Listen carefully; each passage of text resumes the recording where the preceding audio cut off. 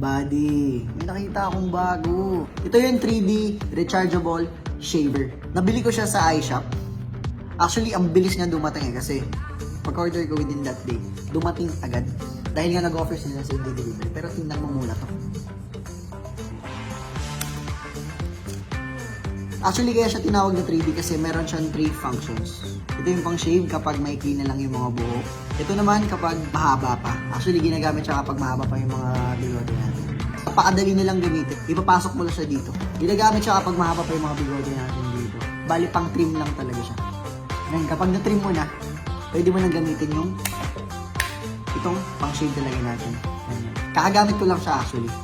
Kaya naubos na. Pero itong tatry natin, bakit tinawag na 3D? Kasi may pangatlo pa. Ito naman yung pang-ilong. Ganun lang kadali, buddy. Ngayon, try natin, buddy. Pipindutin mo lang dito. Boom. Sok pa.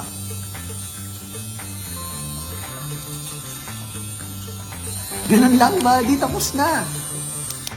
Actually, ang dali na lang pala gamitin. Nakala ko nga rin masakit. Hindi ko halos naramdaman, nakakilipit pa. Kaya na maganda dito, may function na siyang tatlo. Kaya na maganda pa dito sa shaver dito is yung kakaiba sa kanya is rechargeable siya, buddy, may kasama ng pang-charge. Yun lang guys, gusto ko na talaga siya i-share para makatulong sa atin sa ating mga lalaki.